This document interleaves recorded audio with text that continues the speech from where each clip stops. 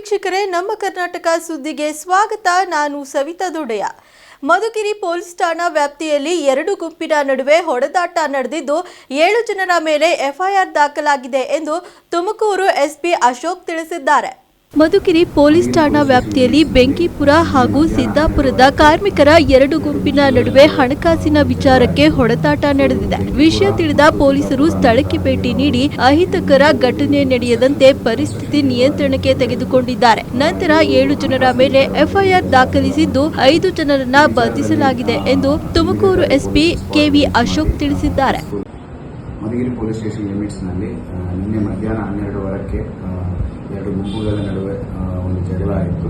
So ಇವರು ಬೆಂಕಿಪುರ ಮತ್ತು ಸಿದ್ದಾಪುರ ಅನ್ನಂಥ ಹಳ್ಳಿಗಳವರು, ಇವ್ರ ಮಧ್ಯದಲ್ಲಿ ಇವರು ಕನ್ಸ್ಟ್ರಕ್ಷನ್ ಲೇಬರ್ ಆಗಿರೋರು ಎರಡು.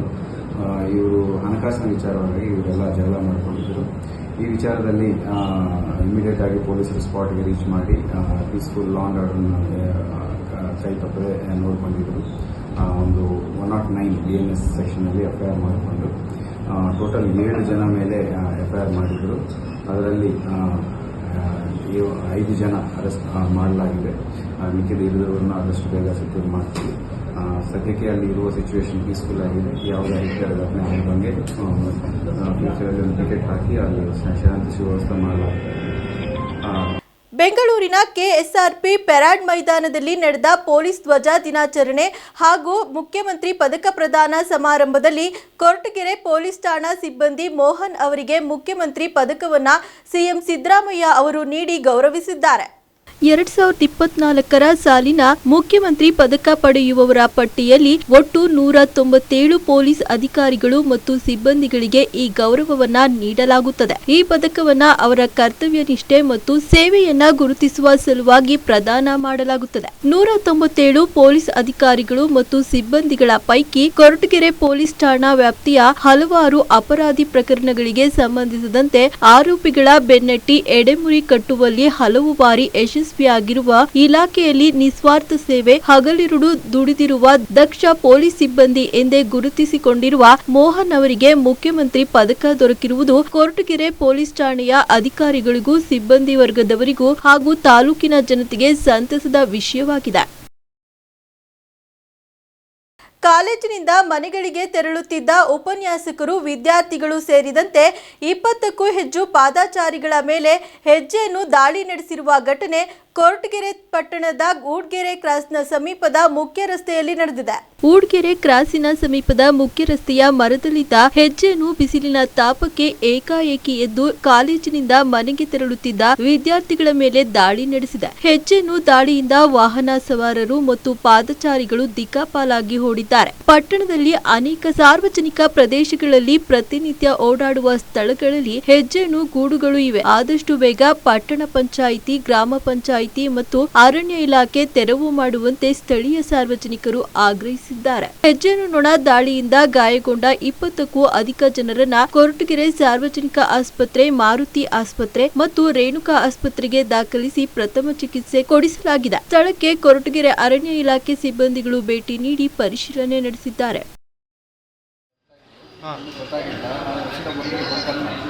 ಜೇರೊಳಗೂ ಕರೀತಾ ಇತ್ತು. ನಾವೇನು ಮಾಡಿದ್ರೆ ನಿಲ್ಲಿಸ್ಬಿಟ್ಟು ಎಲ್ಲೋ ಆಪೋಸಿಟ್ ಬರ್ತಾರೆ ಅಂತೇಳಿ ಅಲ್ಲಿ ಒಂದು 5 ನಿಮಿಷ ನಿಂತ್ಕೊಂಡು ಜಾಸ್ತಿ ಆಗ್ಬಿಟ್ಟು ಮುಂದಕ್ಕೆ ಬಂದ್ಬಿಟ್ಟು ಜಾಗ ಅಷ್ಟೇ ಸುಮಾರು ಎಷ್ಟು ಚೆನ್ನಾಗಿದೆ ಇದು? ನಾವು ಬರ್ತಾ ಸುಮಾರು ಹಾಂ 25 ಜನಕ್ಕೆ ಆಗಿದೆಯಾ? 20-30 ಜನಕ್ಕೆ ಆಗಿದೆ. ನಿಮ್ಮ ಹೆಸರಣ್ಣ? ಆನಂದ. ಕೊರಟಗೆರೆಯಿಂದ ಬರ್ತಾ ಮೇನ್ ರೋಡಾಗಿ ಒಂದು 25 ಜನ 30 ಜನ ಹೆಚ್ಚಿನಿಂದ ಕಳೆದು ಗೌರ್ಮೆಂಟ್ ಹಾಸ್ಪಿಟಲ್ ಸುಮಾರು ಒಂದು 15 ಜನ 20 ಜನ ಬಂದು ಅಡ್ಮಿಟ್ ಆಗಿದ್ದಾರೆ. ಮೇನ್ ರೋಡಾಗಿ ಎಲ್ಲ ಆಗಿದ್ದು? ಇದು ಊಡ್ಗೆರೆ ಕ್ರಾಸ್ ಇದೆಯಲ್ಲ, ಡಿಗ್ರಿ ಕಾಲೇಜಿನಿಂದ ಕೆಳಕ್ಕೆ ಊಡ್ಗೆರೆ ಕ್ರಾಸಿಂದ ಅಲ್ಲಿಂದ ಸ್ಟಾರ್ಟ್ ಆಗಿತ್ತು. ಸ್ಟಾರ್ಟ್ ಆಗಿ ಸಿಕ್ಕಾಪಟ್ಟೆ ಜನ ಒಂದು 25 ಜನ 30 ಜನ ಎಲ್ಲ ಕಳೆದು ಟೀ ಅಂಗಡಿ ಇದ್ದಲ್ಲ, ಆ ಟೀ ಅಂಗಡಿಯಿಂದ ಟೀ ಅಂಗಡಿ ಇದೆಯಲ್ಲ ಅದು ಮೇನ್ ಊಡ್ಗೆರೆ ಕ್ರಾಸ್ ಕರೆ ಬಂದಿದೆ. ಅಕ್ಷಯ ಕಾಲೇಜ್ ಇದೆಯಲ್ಲ ಅಲ್ಲಿಂದ ಸ್ಟಾರ್ಟ್.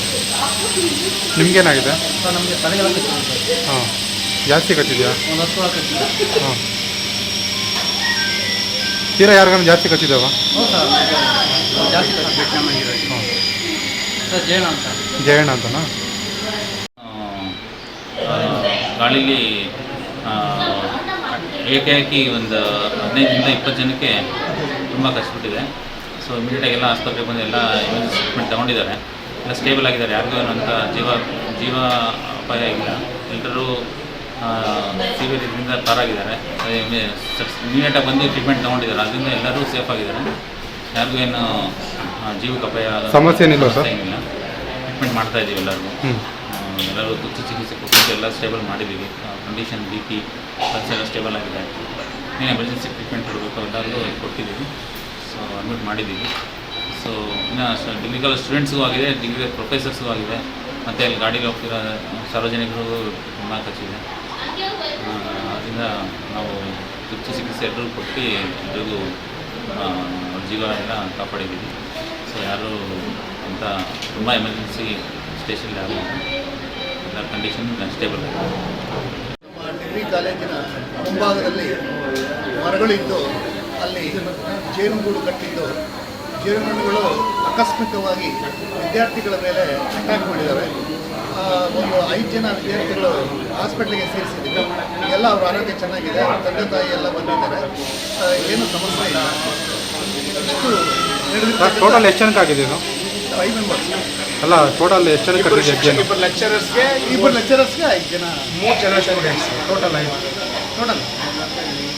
ದೆಹಲಿ ಭೇಟಿಯಲ್ಲಿರುವ ಸಿಎಂ ಸಿದ್ದರಾಮಯ್ಯ ಮತ್ತು ಡಿಸಿಎಂ DK ಶಿವಕುಮಾರ್ ಅವರು ಇಂದು ರಾಹುಲ್ ಗಾಂಧಿ ಅವರನ್ನ ಭೇಟಿಯಾಗಿದ್ದು, ಈ ವೇಳೆ ಪರಿಷತ್ ಸ್ಥಾನಗಳಿಗೆ ಯಾರನ್ನ ನಾಮನಿರ್ದೇಶನ ಮಾಡಬೇಕು ಎನ್ನುವುದು ಸ್ಪಷ್ಟವಾಗಲಿದೆ. ಬುಧವಾರ ರಾತ್ರಿಯೇ ರಾಹುಲ್ ಗಾಂಧಿ ಅವರನ್ನ ಸಿಎಂ ಭೇಟಿಯಾಗಬೇಕಿತ್ತು. ಆದರೆ ತಡರಾತ್ರಿವರೆಗೆ ನಡೆದ ಲೋಕಸಭಾ ಕಲಾಪದಲ್ಲಿ ರಾಹುಲ್ ಗಾಂಧಿ ಪಾಲ್ಗೊಂಡಿದ್ದರು. ಇದೇ ಕಾರಣಕ್ಕೆ ರಾಹುಲ್ ಗಾಂಧಿ ಅವರನ್ನ ಭೇಟಿಯಾಗಲು ಸಾಧ್ಯವಾಗಿರಲಿಲ್ಲ. ಕೆಪಿಸಿಸಿ ಅಧ್ಯಕ್ಷ ಬದಲಾವಣೆಗೆ ಸಿಎಂ ಸಿದ್ದರಾಮಯ್ಯ ಬಣದಲ್ಲಿ ಗುರುತಿಸಿಕೊಂಡ ಸಚಿವರು ಪಟ್ಟು ಹಿಡಿದಿದ್ದಾರೆ. ಈ ನಡುವೆ ಅಧ್ಯಕ್ಷ ಸ್ಥಾನದ ರೇಸ್ನಲ್ಲಿರುವ ಸಚಿವ ಈಶ್ವರ್ ಖಂಡ್ರೆ ಅವರು ದಿಢೀರ್ ದೆಹಲಿಗೆ ದೌಡಾಯಿಸಿದ್ದಾರೆ. ಇಂದು ಸಿಎಂ ಸಿದ್ದರಾಮಯ್ಯ ಮತ್ತು ಡಿಸಿಎಂ DK ಶಿವಕುಮಾರ್ ಹೈಕಮಾಂಡ್ ನಾಯಕರ ಜೊತೆ ಸಭೆ ನಡೆಸಲಿದ್ದು, ಕೆಪಿಸಿಸಿ ಅಧ್ಯಕ್ಷರ ಬದಲಾವಣೆ ಬಗ್ಗೆ ಅಂತಿಮ ನಿರ್ಧಾರ ತೆಗೆದುಕೊಳ್ಳುವ ಸಾಧ್ಯತೆ ಇದೆ. ಖಂಡ್ರೆ ಜೊತೆ ಸತೀಶ್ ಜಾರಕಿಹೊಳಿ ಸಹ ರೇಸ್ನಲ್ಲಿದ್ದು, ಹೈಕಮಾಂಡ್ ನಿರ್ಧಾರ ಕುತೂಹಲ ಕೆರಳಿಸಿದೆ. ಕೇಂದ್ರ ಸರ್ಕಾರ ಕೈಗೆತ್ತಿಕೊಂಡಿದ್ದ ವಕ್ಫ್ ತಿದ್ದುಪಡಿ ಮಸೂದೆಗೆ ಲೋಕಸಭೆ ಅಂಗೀಕಾರ ನೀಡಿದೆ. ಮಸೂದೆ ಪರವಾಗಿ 288 ಮತಗಳು ಹಾಗೂ ವಿರುದ್ಧವಾಗಿ 232 ಮತಗಳು ಚಲಾವಣೆಯಾಗಿದ್ದವು. ಹೀಗಾಗಿ ಈ ಮಸೂದೆ ಸುಲಭವಾಗಿ ಪಾಸಾಯಿತು. ಒಟ್ಟು 520 ಸದಸ್ಯರು ಮತದಾನದಲ್ಲಿ ಭಾಗವಹಿಸಿದ್ದರು. 12 ಗಂಟೆಯ ಸುದೀರ್ಘ ಚರ್ಚೆಯ ನಂತರ ಮಸೂದೆಯನ್ನ ಸದನದಲ್ಲಿ ಅಂಗೀಕರಿಸಲಾಯಿತು. ಅಲ್ಪಸಂಖ್ಯಾತರಿಗೆ ಭಾರತಕ್ಕಿಂತ ಸುರಕ್ಷಿತ ಸ್ಥಳ ಜಗತ್ತಿನಲ್ಲಿ ಇನ್ನೊಂದಿಲ್ಲ ಎಂದು ಕೇಂದ್ರ ಸಚಿವ ಕಿರಣ್ ರಿಜಿಜು ಹೇಳಿದರು. देखिए, आज ऐतिहासिक दिन है और वक्फ संशोधन बिल 2025 आज लोकसभा में पेश किया जाएगा. और मैं इतना साफ साफ कहना चाहता हूं कि देश हित में जो बिल ला रहे हैं ये करोड़ों मुसलमानों ही नहीं बल्कि पूरा देश समर्थन करेगा. और देश हित में कोई भी काम हो और गरीब मुसलमानों के लिए, महिलाओं के लिए, बच्चों के लिए जो भी जरूरत काम है उससे हम पीछे नहीं हट रहे हैं. और जो लोग विरोध कर रहे हैं वो राजनीतिक कारण से विरोध कर रहे हैं. बाकी तर्क मैं सदन में रखूंगा. और मैं ये भी चाहता हूं कि अगर कोई विरोध करता है तो तर्क पे विरोध करे और एक एक तर्क, एक एक सेक्शन का, एक एक क्लोज का हम जवाब देंगे. क्योंकि जब हम इस तरह का बिल लेके आ रहे हैं बहुत सोच समझ करके, बहुत तैयारी का साथ हम आए हैं. और सदियों तक लोग याद रखेंगे कि नरेंद्र मोदी जी की सरकार में एक ऐसा बिल लाया है जिसने गरीब जनता का, विशेष करके मुसलमानों में, जो दुनिया में सबसे ज्यादा गरीब मुसलमानों का संख्या हिंदुस्तान में है, उसका चिंता सबको होना चाहिए.